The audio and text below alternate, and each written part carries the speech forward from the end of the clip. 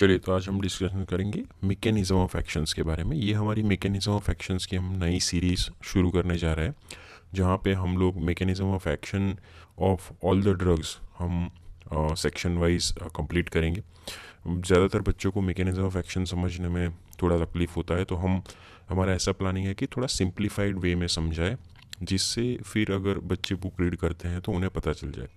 Even ना भी read करें तो कुछ इंपॉर्टेंट सेंटेंसेस या फिर इंपॉर्टेंट पॉइंट्स हैं वो याद रख के एग्ज़ाम में वो लिखे तो उनको ज़्यादा हेल्पफुल हो।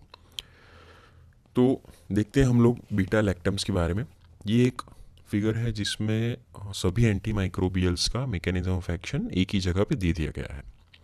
तो जैसे आप यहाँ पे देख सकते हैं, ये जो है ये बैक्टीरियल सेल है। तो बैक्टीरियल सेल्स का हमको किल करना है, बैक्टीरियल सेल को हमें किल करना है क्योंकि वो अपने बॉडी के लिए अच्छा नहीं है। ठीक है, तो अभी किस किस प्रकार से ये सेल को हम लोग किल कर सकते हैं। तो एक है कि जो सेल की वॉल है, ये जो दिख रहा है सेल की जो वॉल है, उसका जो सिंथेसिस प्रोसेस है उसमें हम लोग कुछ ड्रग्स यूज़ करके उसका जो सिंथेसिस प्रोसेस है बैक्टीरियल सेल वॉल का वो बंद करें, जिससे बैक्टीरिया की सेल वॉल बहुत प्रोटेक्टिव स्ट्रक्चर होता है कोई भी सेल का, तो वो प्रोटेक्शन चला जाए और बैक्टीरियल सेल डैमेज हो जाए। दूसरा हम लोग जो कर सकते हैं कि बैक्टीरियल सेल के अंदर जो न्यूक्लिक एसिड सिंथेसिस होता है, ठीक है, हमारे सेल के लिए भी ज़रूरी है, इस प्रकार से बैक्टीरियल सेल्स के लिए भी ज़रूरी है उसकी ग्रोथ एंड डेवलपमेंट के लिए। तो ये जो न्यूक्लिक एसिड का सिंथेसिस प्रोसेस है, स्पेशली डीएनए फॉर्मेशंस और आगे की जो भी प्रोसेस होती है प्रोटीन सिंथेसिस, उसमें इंपॉर्टेंट होता है, तो उसको हम लोग इनहिबिट कर सकते हैं ड्रग्स देके। फॉलेट भी एक इम्पॉर्टेंट रोल प्ले करता है, उसमें कुछ इंपॉर्टेंट एंजाइम्स रोल प्ले करते हैं। इस सभी एंजाइम्स के साथ इंटरफेरेंस करके हम ऐसी दवाइयाँ बना सकते हैं जिससे बैक्टीरिया में न्यूक्लिक एसिड सिंथेसिस प्रोसेस बंद हो जाए। कुछ ऐसी दवाइयाँ भी यूज़ कर सकते हैं जो सेल मेम्ब्रेन पे काम करें। ठीक है, तो सेल मेम्ब्रेन को डैमेज करने वाली दवाइयाँ भी यूज़ कर सकते हैं। एंड ग्रोथ एंड डेवलपमेंट के लिए प्रोटीन सिंथेसिस प्रोसेस कोई भी सेल में होना बहुत ज़रूरी है। बैक्टीरियल सेल में भी कोई एक्सेप्शन नहीं है। तो उसमें जो प्रोटीन सिंथेसिस की जो प्रोसेस है, रिबोसोमल जो मेन है, उसके अलग अलग टाइप्स के आरएनएज हैं, उसके साथ इंटरफेरेंस करके प्रोटीन सिंथेसिस को हम लोग इंटरफेरेंस कर सकते हैं और जिससे बैक्टीरियल सेल का ग्रोथ एंड डेवलपमेंट हम लोग अफेक्ट कर सकते हैं। तो यहाँ से इनमें से जो बीटा लैक्टम ग्रुप के एंटीबायोटिक्स हैं, यहाँ पे दिखाए गए हैं पेनिसिलिन, सिफ्लोस्पोरिन्स, कार्बीपेनम, मोनोबैक्टम्स। ये बीटा लैक्टम ग्रुप के एंटीबायोटिक्स हैं, क्योंकि ये एंटीबायोटिक्स में एक रिंग होता है जिसे बीटा लैक्टम रिंग कहा जाता है। हम लोग देखेंगे उसके बारे में। तो उनके केमिकल स्ट्रक्चर में ऐसी रिंग होने की वजह से ये जो एंटीबायोटिक्स हैं उसको बीटा लैक्टम एंटीबायोटिक्स कहा जाता है। उसके अलावा कुछ दूसरे भी एंटी माइक्रोबियल्स हैं या एंटीबायोटिक्स हैं, जैसे वेंकोमाइसिन और बेसिट्रेसिन, वो भी सेल वॉल सिंथेसिस का जो प्रोसेस है उसके साथ इंटरफियरेंस करते हैं। तो अब आपको पता चल गया होगा मोटा मोटा कि बीटा लैक्टम्स क्या है, उसमें एक रिंग होती है और वो किस प्रकार से बैक्टीरियल सेल वॉल सिंथेसिस के साथ इंटरफियरेंस करते हैं। तो एक लाइन में हमें आंसर देना है कि बीटा लैक्टम एंटीबायोटिक ग्रुप किस प्रकार से काम करती है। तो एक लाइन में आंसर है कि उनकी सेल वॉल का सिंथेसिस इनहिबिशन करते हैं। अभी पहले थोड़ा बहुत डिफरेंस जानना जरूरी है, मोटा मोटा, कि ग्राम पॉजिटिव और ग्राम नेगेटिव बैक्टीरिया में स्ट्रक्चरली क्या डिफरेंसेस होते हैं। थोड़ा कॉम्प्लेक्स फिगर है, थोड़ा उसको हम लोग आराम से देखते हैं कि ये ग्राम पॉजिटिव बैक्टीरिया का जो सेल वॉल दिखाया गया है स्ट्रक्चर, और यहाँ पे ग्राम नेगेटिव का मेजर डिफरेंस आपको क्या दिख रहा है। यहाँ पे ये जो लाइट पिंक कलर का आपको जो दिख रहा है वो है मेम्ब्रेन। तो ध्यान से देखेंगे तो यहाँ पे आपको दो मेम्ब्रेन्स दिखेंगे, स्पेशली ग्राम नेगेटिव्स में। ठीक है, एक आउटर मेम्ब्रेन भी है और एक इनर मेम्ब्रेन भी है, और बीच में उसका सेल वॉल है। जबकि ग्राम पॉजिटिव में क्या है, बाहर सेल वॉल है और अंदर एक मेम्ब्रेन है। तो ये बड़ा डिफरेंस है कि ग्राम नेगेटिव में बाहर की साइड एक आउटर मेम्ब्रेन रहता है, ठीक है, और अंदर की साइड एक प्लाज्मा मेम्ब्रेन रहता है, ये जो दोनों में सेम है। एडिशनली ग्राम नेगेटिव में बाहर की साइड एक आउटर मेम्ब्रेन रहता है, जो ग्राम पॉजिटिव में नहीं रहता है। ये पहला डिफरेंस। दूसरा डिफरेंस ये है कि ग्राम पॉजिटिव में जो सेल वॉल है वो थोड़ी थिक होती है, ज़्यादा लेयर्स वाली होती है, ठीक है। तो और कंपैरेटिवली अगर हम लोग ग्राम नेगेटिव की बात करें तो यहाँ पे है उतनी ज़्यादा लेयर वाली नहीं है। ये दूसरा डिफरेंस हो गया। तीसरा, थोड़ा स्ट्रक्चरली डीप में जाइए, जो सेल वॉल है यहाँ पे होते हैं पेप्टिडोग्लाइकेन्स के लेयर।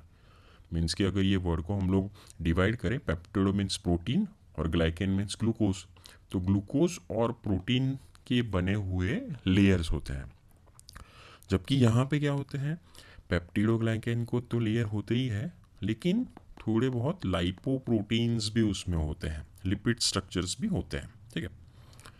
तो ये एक बड़े बड़े डिफरेंस है। और एक एडिशनल बहुत इंपॉर्टेंट डिफरेंस है, जो ग्राम नेगेटिव में आउटर मेम्ब्रेन्स होते हैं उसके अंदर होते हैं कुछ चैनल्स, स्पेसिफिक प्रोटीन चैनल्स होते हैं जो स्पेसिफिक मोलिकुलर्स की ही एंट्री इनसाइड अलाउ करते हैं। जैसे यहाँ पे है पोरीन चैनल्स, स्पेसिफिक चैनल प्रोटीन्स, ऐसे कुछ प्रोटीन्स होते हैं आउटर मेम्ब्रेन में जो स्पेसिफिक मोलिक्यूल्स का एंट्री ही अलाउ करते हैं इनसाइड द सेल।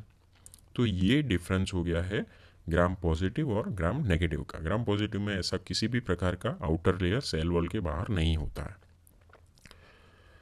तो अभी हम लोग मैकेनिज्म की तरफ आगे बढ़ते हैं। अब हम जो बात कर रहे हैं मेनली ये जो ग्राम पॉजिटिव है उसकी ये जो सेल वॉल का स्ट्रक्चर है उसको हम लोग माइक्रोस्कोपिकली जूम करते हैं। जो पेप्टिडोग्लाइकेन लेयर है उसको थोड़ा बहुत जूम करते हैं और देखते हैं कि किस प्रकार से सेल वॉल का स्ट्रक्चर है, किस प्रकार से सेल वॉल फॉर्म होती है, और ये जो बीटा लैक्टम एंटीबायोटिक्स है वो कहाँ पे इंटरफियरेंस करके ये सेल वॉल के स्ट्रक्चर को वीक करते हैं। तो अगर हम जूम इन करें ये पेप्टिडोग्लाइकेन के लेयर को, ये जैसे लिखा है यहाँ है पेप्टिडोग्लाइकेन का लेयर। तो पेप्टिडो जैसे हमें पता है कि जो प्रोटीन होते हैं, ग्लाइकेन मीन्स ग्लूकोज, तो जो ग्लूकोज के जो है ग्लाइकोपेप्टाइड्स वो बाहर की साइड होते हैं, जिसे ग्लाइकोपेप्टाइड्स बोलते हैं, जो बाहर की साइड होते हैं। यहाँ पे आपको NAG, NAM, NAG, NAM ऐसा लिखा हुआ दिखाई देगा। ये जो ग्लाइकोपेप्टाइड्स होते हैं ग्लूकोज के मोलिक्यूल्स होते हैं। NAM का मतलब होता है एन एसिटाइल म्यूरामिनिक एसिड, NAG का मतलब होता है एन एसिटाइल ग्लूकोजामाइन। तो ऐसे दो प्रकार के जो ग्लाइकोपेप्टाइड्स हैं वो बैक्टीरियल सेल वॉल में glucose as a glucose component होते हैं। इसमें जो म्यूरामिनिक एसिड है, जैसे हमने बात की कि जो म्यूरामिनिक एसिड है उसके साथ प्रोटीन के मोलिक्यूल्स जुड़े हुए होते हैं, उसके साथ जुड़े हुए होते हैं प्रोटीन के मोलिक्यूल्स। कितने होते हैं? 1, 2, 3, 4 और 5। तो 5 मोलिक्यूल्स जुड़े हुए होते हैं एन एसिटाइल म्यूरामिनिक एसिड के साथ। जैसे यहाँ पे देखेंगे हर एक एन एसिटाइल म्यूरामिनिक के साथ 5 मोलिक्यूल है। सेम में सामने की बाजू भी ऐसा है, सामने की बाजू एन एसिटाइल म्यूरामिनिक है 5 है, एन एसिटाइल म्यूरामिनिक है 5 है, एन एसिटाइल म्यूरामिनिक है 5 है। अभी क्या होता है कि ये जो इस प्रकार से पूरी रचना होती है, लेकिन ये जो सेल वॉल है अभी स्ट्रेंथन नहीं हुई है। इसे स्ट्रेंथन किस प्रकार से किया जाता है? स्ट्रेंथन करने के लिए बहुत इंपॉर्टेंट ज़रूरी है वो है क्रॉस लिंकेज। ये बहुत इंपॉर्टेंट वर्ड है, क्रॉस लिंकेज, ठीक है। क्रॉस लिंकिंग करना बहुत ही ज़रूरी है, तभी ये सेल वॉल बहुत स्ट्रेंथ पकड़ेगी बैक्टीरिया की। तो इसीलिए बैक्टीरिया के अंदर एक इम्पॉर्टेंट एंजाइम होता है जिसका नाम है ट्रांसपेप्टिडेज। ये ट्रांसपेप्टिडेज नामक एक एंजाइम होता है, यहाँ पे आपको दिख रहा होगा। ये बहुत ही ज़रूरी एंजाइम है बैक्टीरिया के सेल वॉल के अंदर। तो क्या करता है ये ट्रांसपेप्टिडेज नामक एंजाइम? ये जो ट्रांसपेप्टिडेज नामक एंजाइम है ये क्रॉस लिंकेज करता है दो मोलिक्यूल्स को। एक जो होता है जो आपको यहाँ पे दिख रहा होगा पर्पल कलर का है एल लाइसिन, जो यहाँ पे है एल लाइसिन, उसका क्रॉस लिंकेज करता है ग्लाइसिन के साथ जो ब्लू कलर में होते हैं, ठीक है।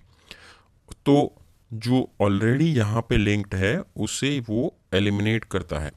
तो लिंकेज जो डी एलेनिन के साथ हुआ है तो डी एलेनिन के साथ जो बॉन्ड है उसको हटा देता है, डी एलेनिन को हटा देता है और उसका जो लिंकेज है वो करता है इधर किसके साथ? ग्लाइसिन के साथ। तो ये ग्लाइसिन के साथ बॉन्ड फॉर्म करता है। तो इस प्रकार से आगे प्रोसेस बढ़ती रहेगी ये जो लिंकर है उसकी, और जिससे जो एलेनिन हटेगा और एलेनिन के जगह पे बॉन्ड क्रिएट होगा लाइसिन के साथ ग्लाइसिन का, जिससे क्रॉस लिंकेज होगा और ये जो सेल वॉल है काफ़ी स्ट्रांग होगी। तो ऑल इन ऑल अगर आपको पता चला तो ट्रांसपेप्टिडेज नामक जो एंजाइम है वो क्रॉस लिंकेज करता है, और इससे इवेंचुअली जो मेनली पेप्टिडोग्लाइकेन की जो वॉल है वो स्ट्रेंथ पकड़ती है। अभी यहाँ पे क्या होता है कि हमारा जो ड्रग हमारा क्या है, that is beta lactam antibiotics.